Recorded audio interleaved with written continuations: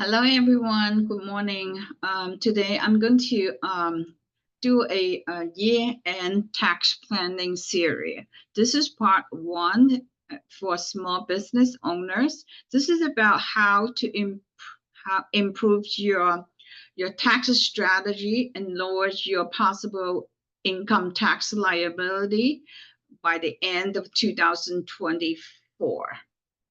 So let me talk a little bit about this series, and this is going to be two parts. Part one is about 30 minutes, and part two is also about 30 minutes.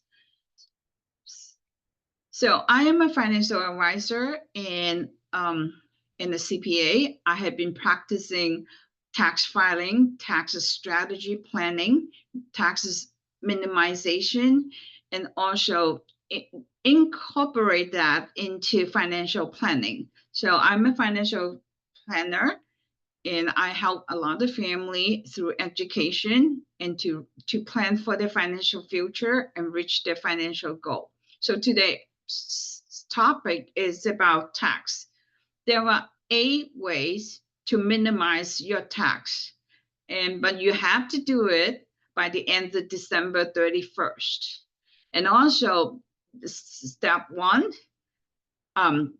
you need to sit down with your CPA, with your financial planner, and review your prior year's tax, and also any tax events that trigger, a lot of taxes during the year.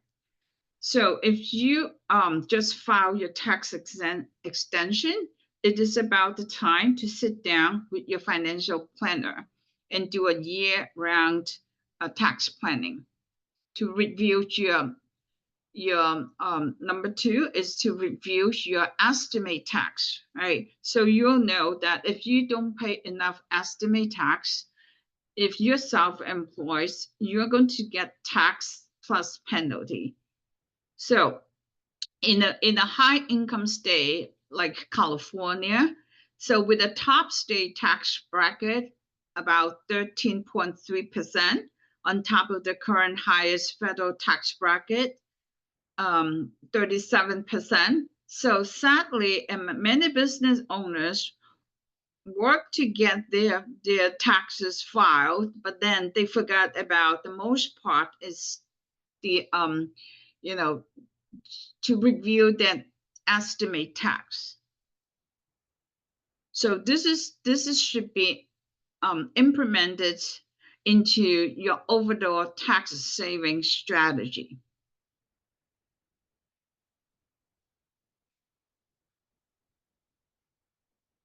And number three way, the third way is to review your company setup, right? A lot of people, maybe they're setting up their tax, the entities in 2024.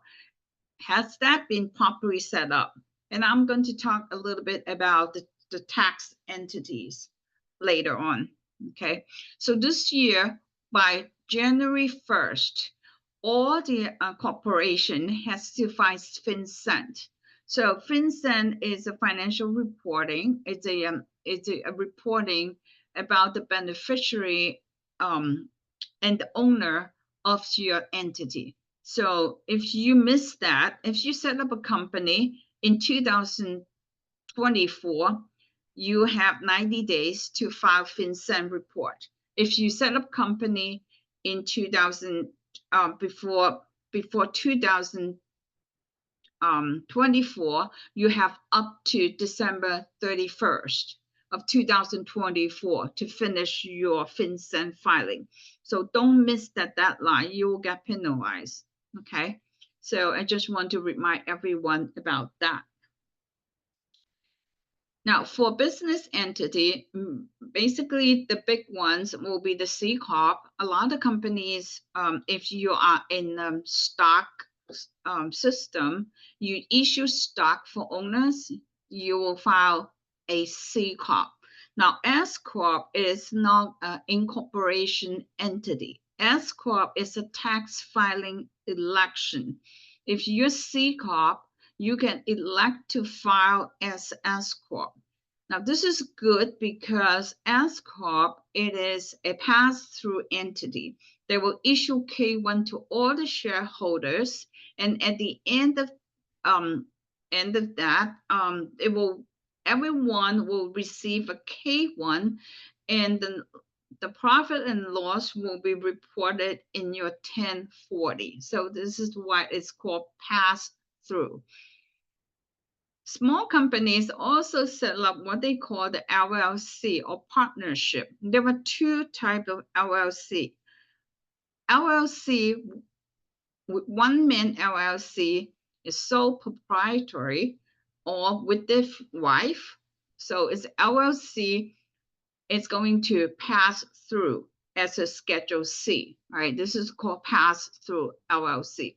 If you have more than just husband and wife, you have the third partner, that is the partnership. It's an LLC partnership. You have two filings. One is the 1065 partnership filing. The other is everyone will get a K1 like an S corp. The K1 will be passed through.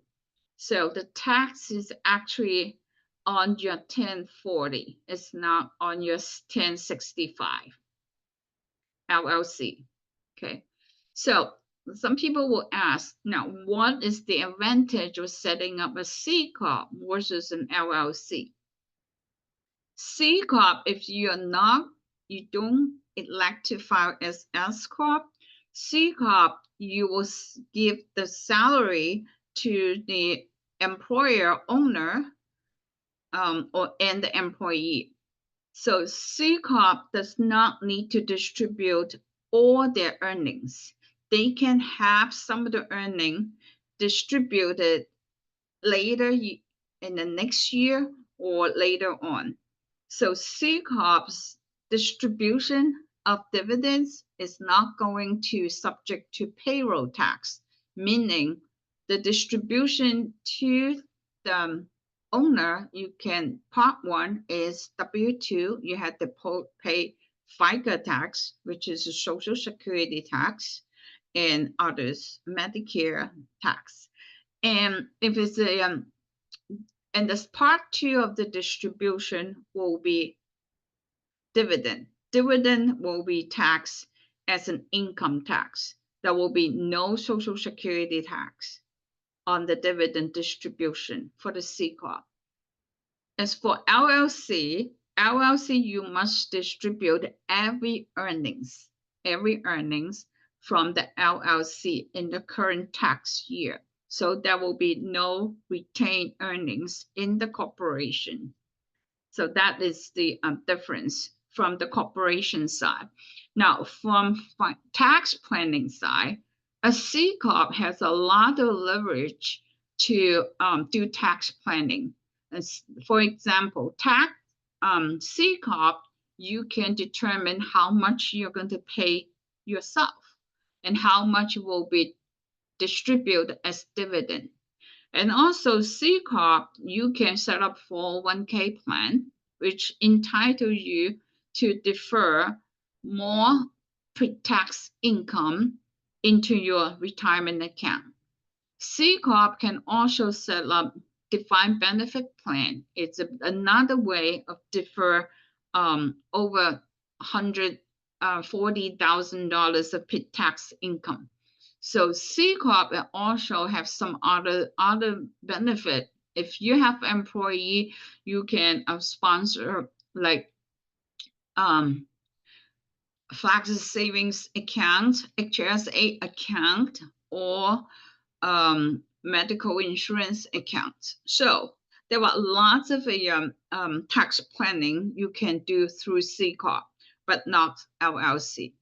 But people who are making, they're small companies making less than $100,000 distribution net income to their owners, possibly you need to weigh the cost of setting up a C Corp versus an LLC. If your company is making over 100K net profit, and you may want to set up a C Corp and take advantage for all these tax saving strategies. Okay. Number four, four, number fourth way is to optimize your small business retirement plan. And in the previous slides, I already talked a little bit about C Corp. Okay, how to use C Corp to minimize your tax. Um, there are three types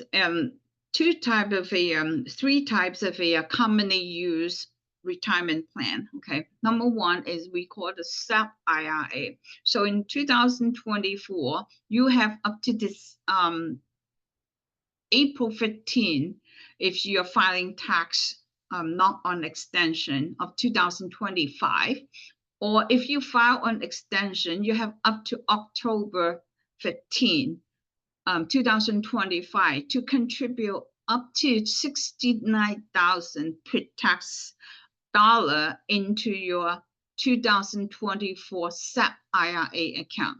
Okay, your SEP account you can send up any time before your tax return due, and the limit of is 20% of your self-employed income up to 69,000. Okay, there's no catch up for age over 50 years old. Now, versus the solo K, you can contribute up to $23,000 plus if you're over 50 years old, 7,500 catch up contribution for 2024. And profit sharing contribution can contribute up to 25% of your payroll or total employer contribution 76,500 pre-tax. Okay, so this is a lot of tax savings that setting up a C Corp. Only C Corp can do a solo K. Okay.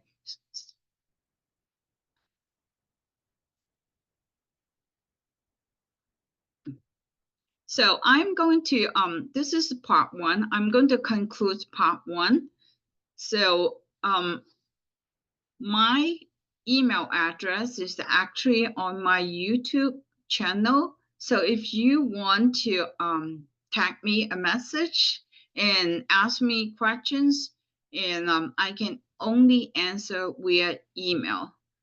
Okay, so I hope you get something out of my mini series, and this is part one. Thank you for listening in.